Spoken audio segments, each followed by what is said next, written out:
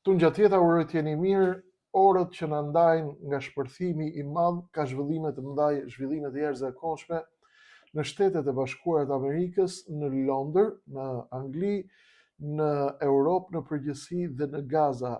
Për të gjitha janë të lidhura me orët dhe tiktaket e fundit të shpërthimit të madh i cili do të ndodh në një afat të dukshëm ose do të shtyhet për një moment të ri i cili lidhet menjëherë me takimin e Donald Trumpit dhe të Vladimir Putinit në Budapest atje tek Orbani dhe mënyra se si do të shkojnë diskutimet atje.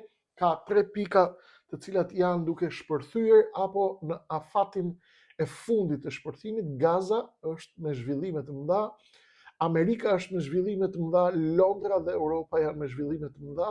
Ndala ashtu siç ju kam premtuar, minutë pas minute, orë pas ore, të kuptojmë dinamikat e këtyre ngjarjeve të mëdha, e këtyre paralajmërimeve të mëdha të cilat janë duke ardhur nga gjithandej. Kush po e prish marrëveshjen e paqes në Gaza, cili është reagimi i Donald Trump, si Donald Trump është duke vepruar me dorë prej hekurit në Gaza dhe si e detyroi ai sot Benjamin Netanyahu që të hapë sërish rrugët e kalimit në Gaza menjëherë pas mbledhjes së qeverisë nga kryeministri izraelit, pra dhe vendimit për t'i mbyllur ato, si e urdhëroi Trumpi Benjamin Netanyahu që të rihap rrugët në Gaza. Çfarë është duke ndodhur në kulizat në Gaza, përse mund të shpërthej atje sërish situata nga ora në orë, çfarë mund të ndodh. Steve Witkoff, avioni i tij është nisur nga Miami bashkë me Jared Kushner sërish për në Tel Aviv vetëm pak ditë pasi është larguar nga atje presidenti Donald Trump. Rikthehen 3 personazhe të rëndësishëm amerikan sërish në lindjen mesme pikërisht në Tel Aviv, atje ku zihen e gjithë situata dhe ku rrezikohet të hidhet në erë marrëveshja e Sharm el Sheikut. Çfarë është duke ndodhur në kulisa, detaje shumë interesante, të cilat ju nuk do t'i gjeni zakonisht kudo në për dritaret shqipfolse këtu apo në për dritaret e tjera të cilat ju i shihni.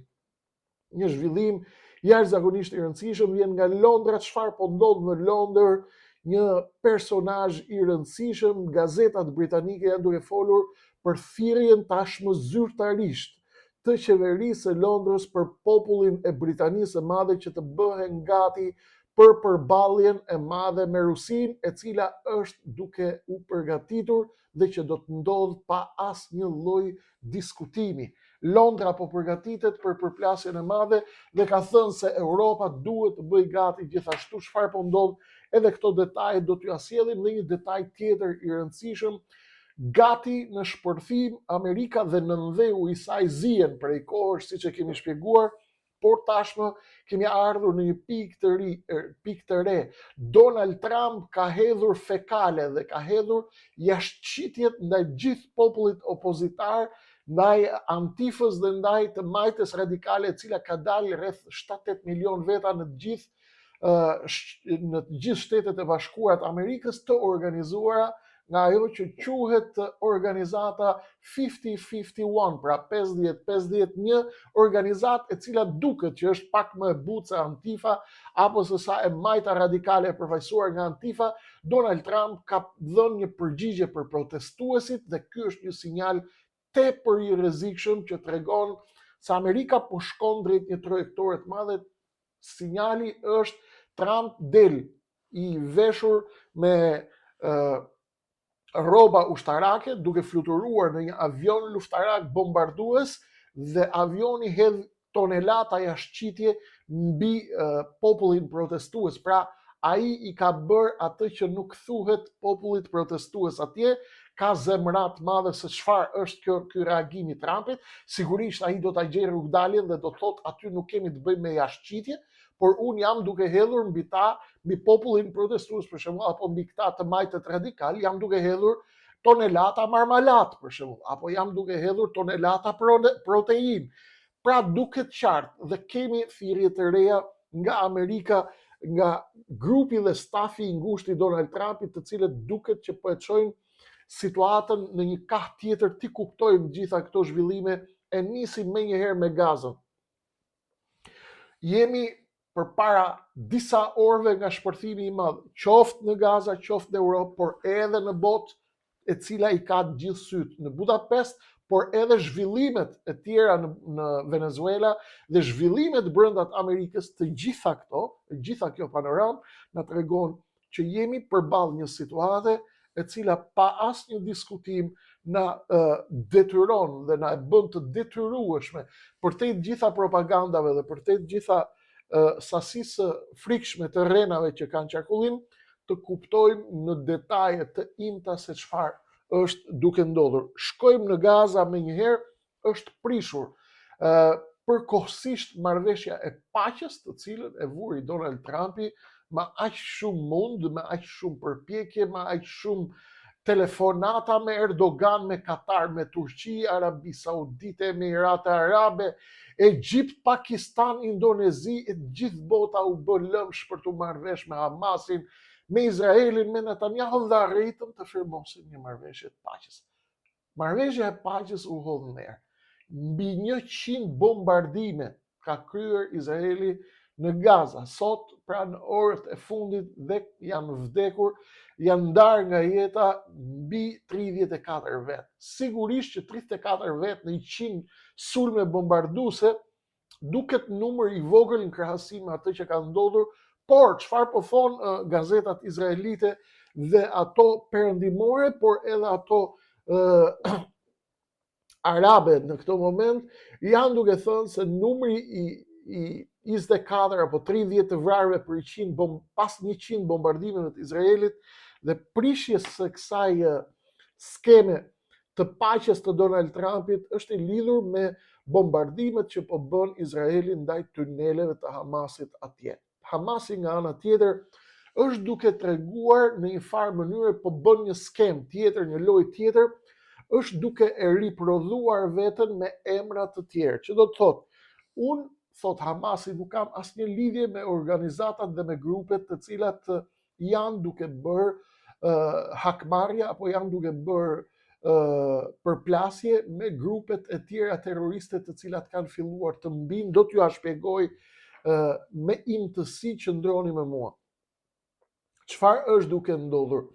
100 bombardime, thot Izraeli, po godasin tunelet se atje janë edhe Hamas, një pjesë e Hamasit, po janë edhe një pjesë e pengjeve të vrarë pra, dhe duam t'i zbulojmë, t'i nxjerrim.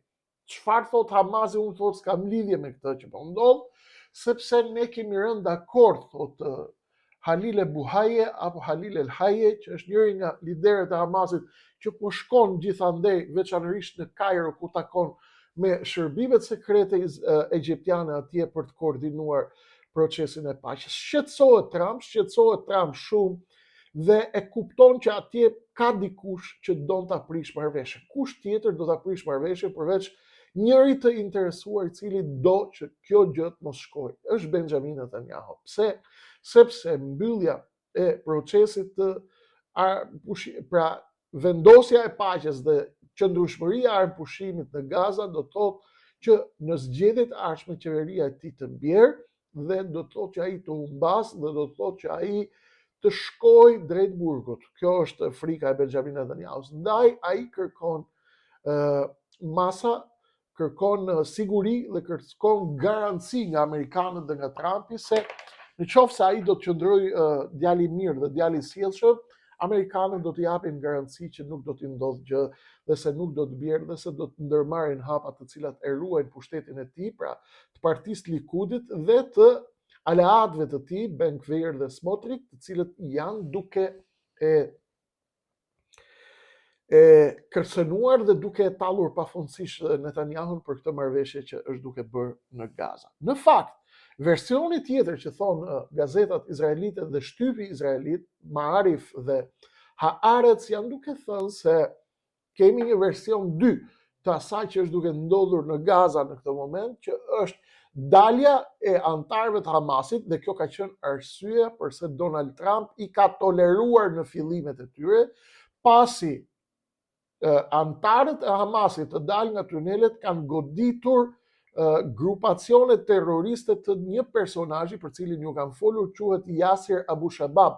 Yasser Abu Shabab është një personazh i kërkuar, është një luftë dhëm për dhëm me Hamasin brenda, është grup terrorist që funksionon si grupacion militar, militant të mercenar me pagesë, merrin herë nga Izraeli, herë nga antar të tjerë, herë kanë qenë të lidhur me Al-Qaedën, herë kanë qenë të lidhur me grupacione të tjera, pra janë grupime mercenare të cilat janë aty ose për të kërkuar pazarin e tyre, ose për të prishur lojën e madhe për llogaritë atyre që i paguajnë më shumë, apo për llogaritë atyre të cilët duan që kjo lojë të prishet. Ndaj, kjo përplasje e antarëve të Hamasit me grupacione terroriste të Yasser Abu Shabab ka çuar në ndjekjen antarëve të grupeve të Hamasit, pra të këtyre grupacioneve të tjera terroriste brenda Gazës, dhe derisa kanë shkuar dhe janë përplasur me një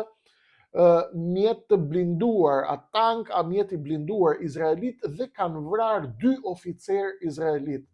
Dhe kjo ka nisur bombardimet e Izraelit. Menjëherë, pas 100 bombardimeve që ka bërë fushatave bombardimit që Benjamin Netanyahu ka urdhëruar ushtrinë izraelite të bëjë në Gaza, dhe duhet të kemi parasysh, edhe pse marrëveshja e paqes ka ndodhur, ajo nuk është zbatuar deri në fund, pra, sepse ka shumë hapësira, ka dhe gropa.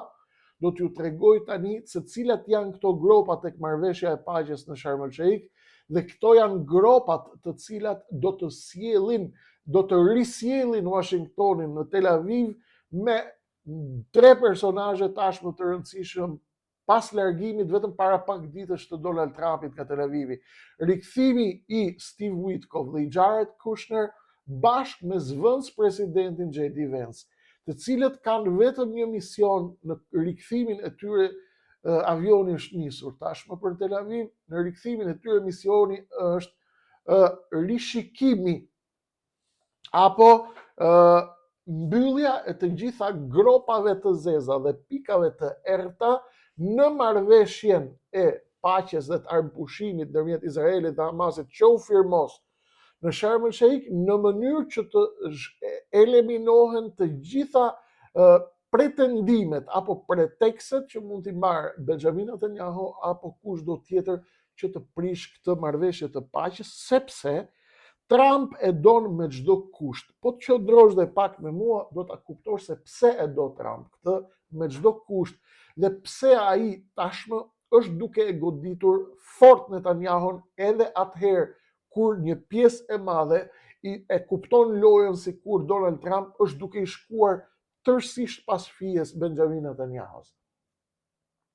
Menjëherë, pas fushatës së bombardimeve në Gaza, Benjamin Netanyahu mblodhi qeverinë dhe vendosi mbylljen e të gjitha vendkalimeve për në Gaza, përfshi edhe vendkalimin e Rafahut, pra, pasi siç u thash, Rafahu që është në jug të Gazës nuk është tërhequr akoma ende prej aty Izraeli. Madje dje kemi patur njoftim të ambasadës palestineze në Kairo, cila ka njoftuar palestinezët në Egjipt që kushdo që të kthehet në Gaza apo në shtëpinë e vet mund të shkojë, sepse vendkalimi i Rafahut është i hapur. Ndërkohë u mbyll sot menjëherë pas bombardimeve. Netanyahu riblokoi futjen e ndihmave, futjen e kamionëve, dhe kjo e alarmoi Donald Trump, i cili menjëherë ngre telefonin dhe merr Benjamin Netanyahun dhe i thot hapi urgjentisht dhe pa bërë asnjë koment.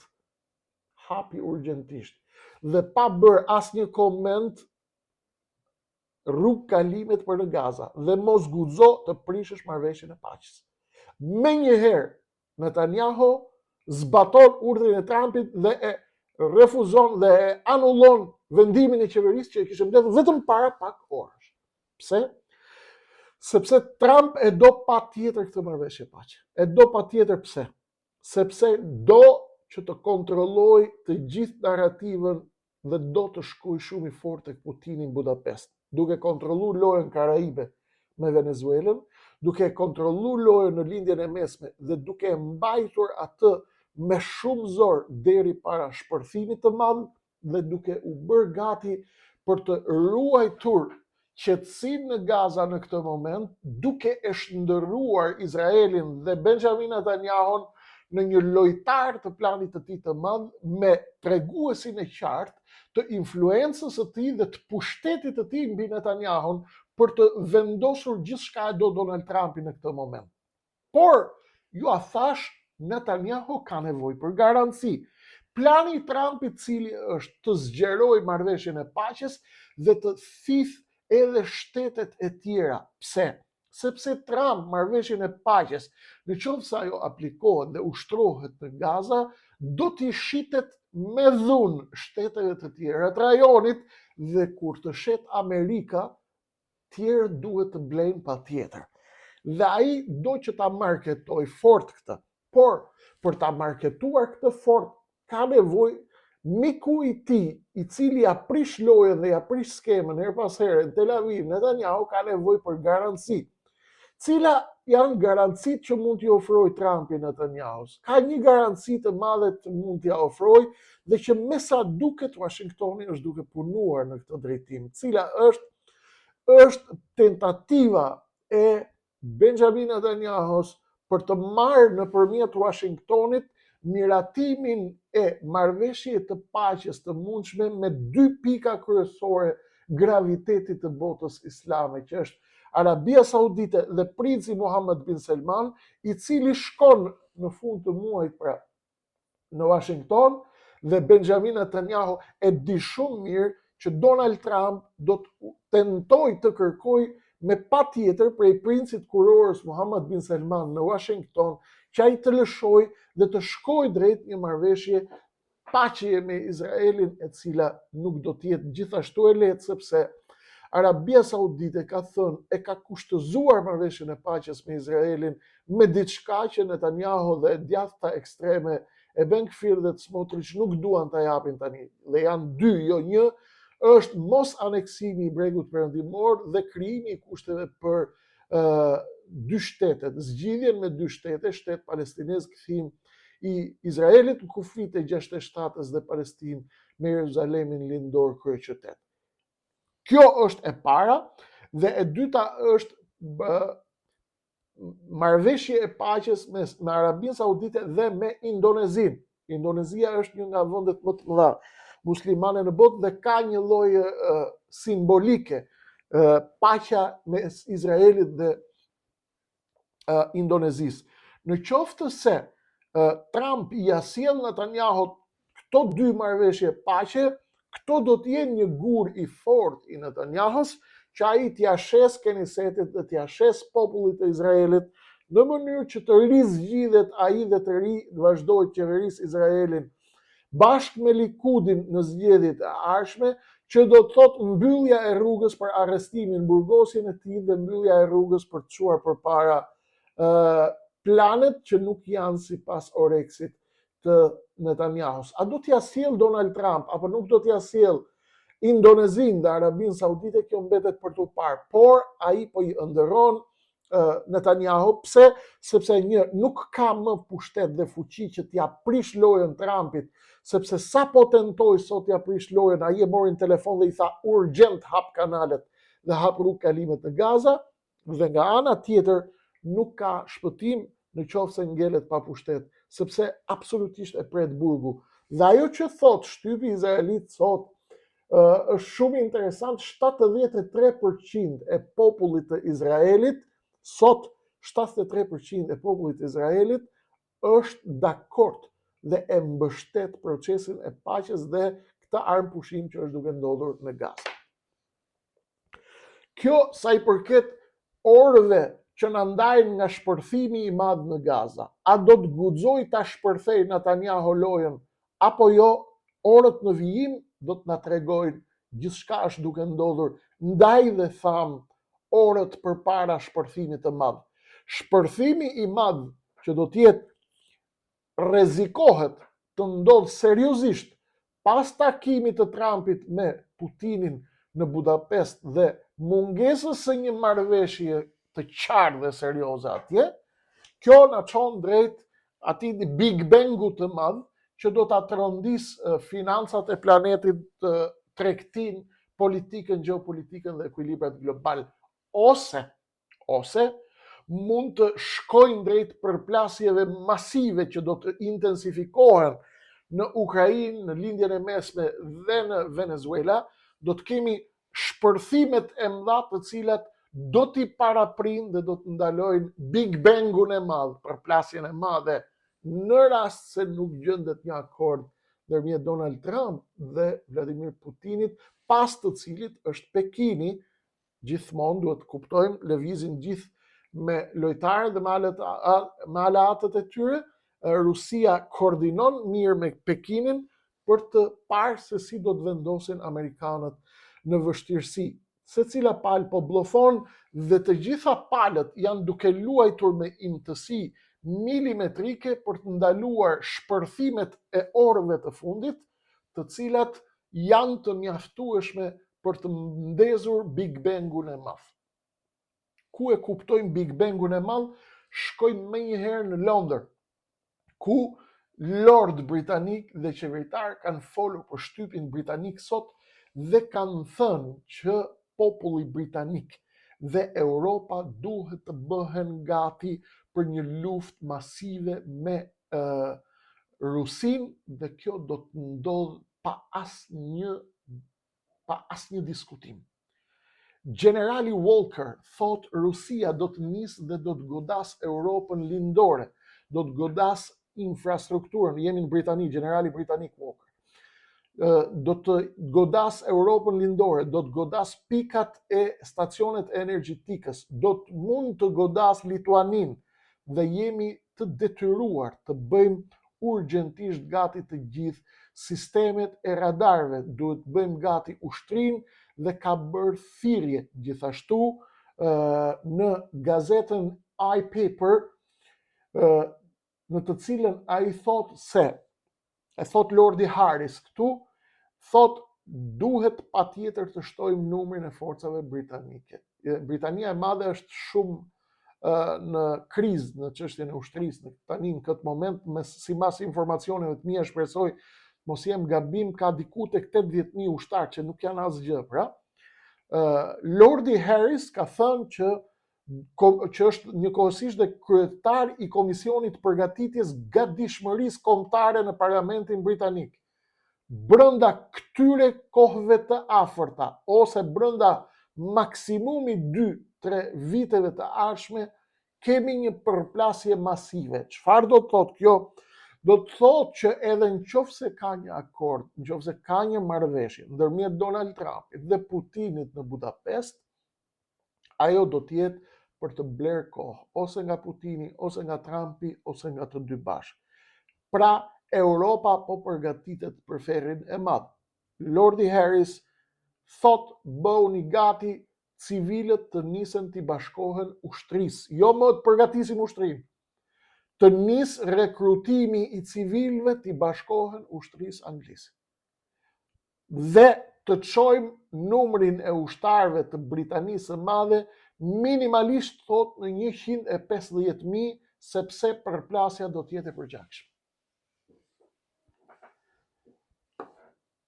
Statistikat në Angli tregojnë se mbi 60-70% e popullit anglez në Britani besojnë fuqimisht që do të kemi një përplasje të madhe.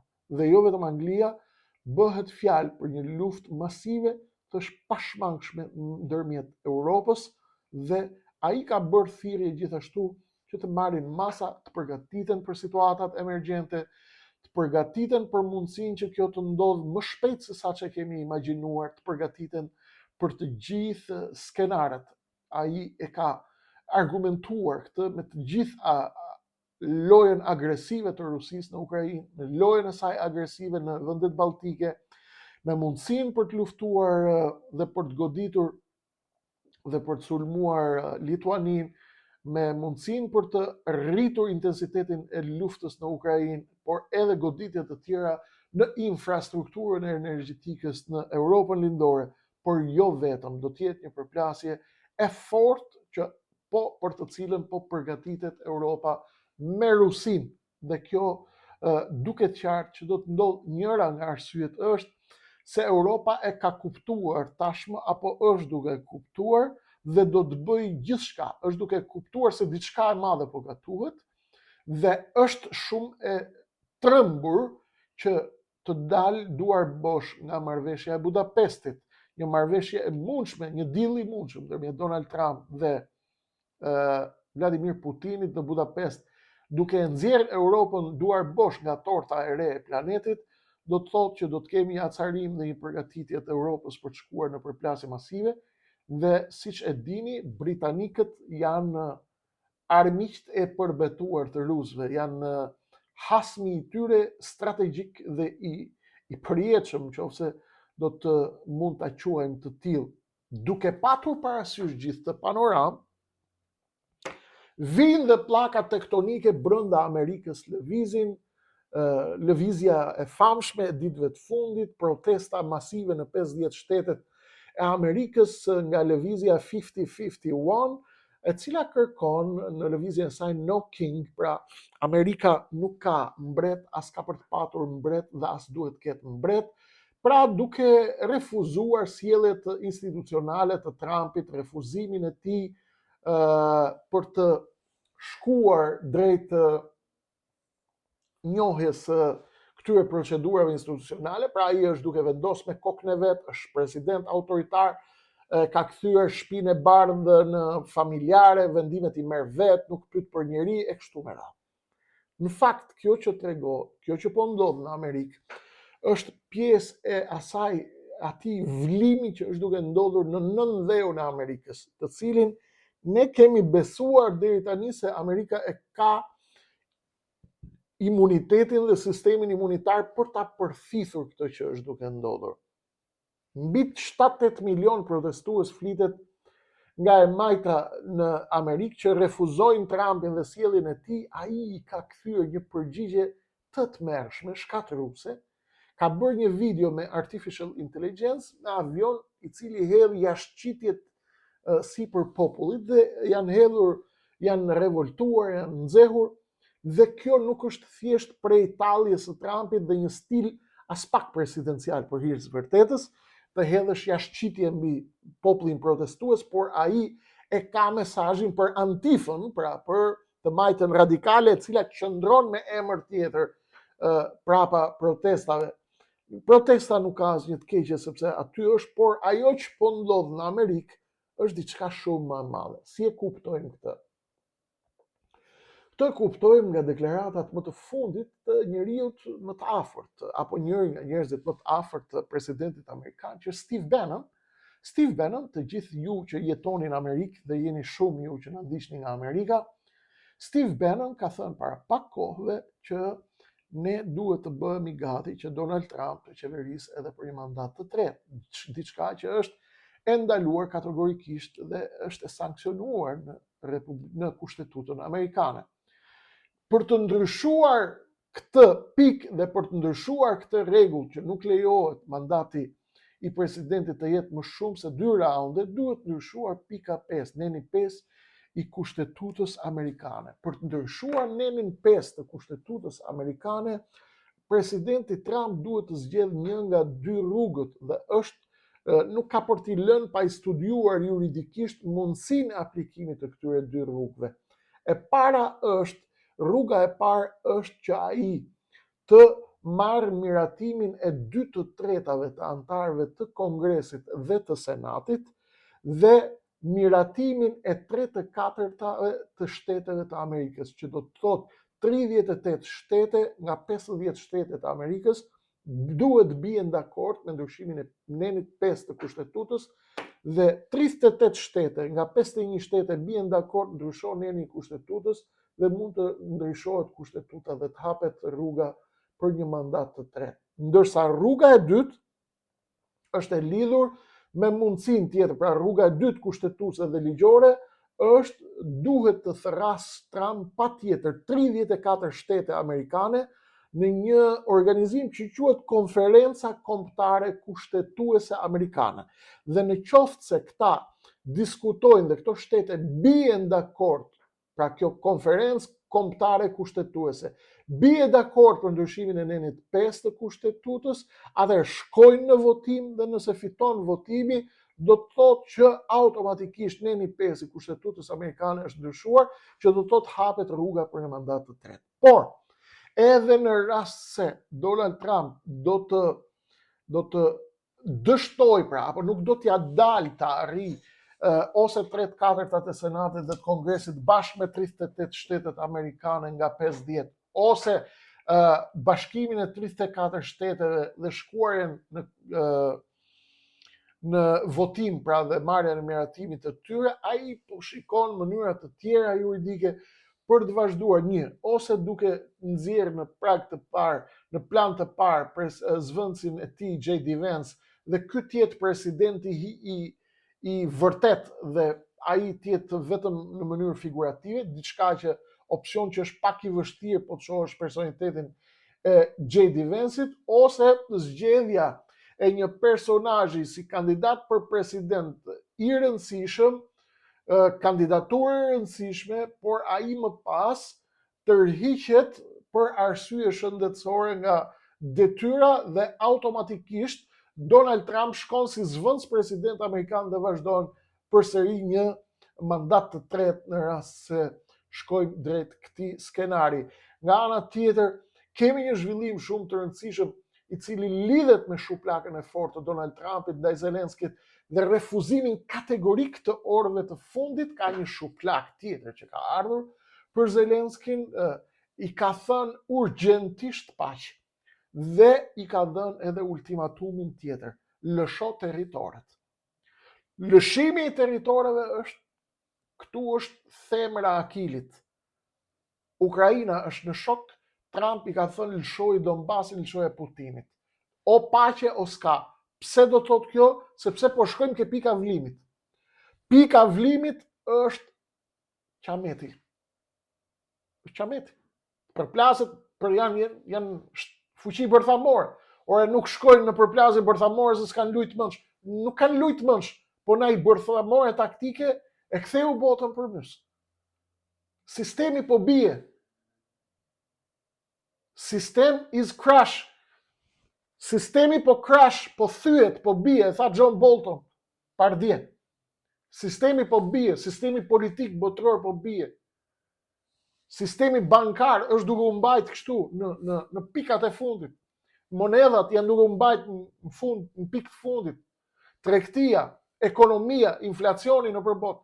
Pra jemi përpara Big Bangu të madh. Këto janë orët vendimtare dhe unë synova t'ju bëj një përmbledhje të detajuar të gjitha këtyre pikave të vlimit, të cilat dhe kulisat e lojës së madhe në Europë, në Washington, në lindjen e mesme, në Ukrainë dhe Budapest, pra duke u përgatitur që të kuptojmë saktësisht çfarë luhet në kulisa, në ato kulisa që nuk duken, nuk preken kollaj, por që gjenden atje ku gjenden, dhe ne sjellim për ju gjithmonë për të çuar përpara detyrën dhe misionin ton fisnik, sipas besimit tim, të informimit dhe të vetëdijësimit të shqiptarëve, rritjes së nivelit të perceptimit të tyre.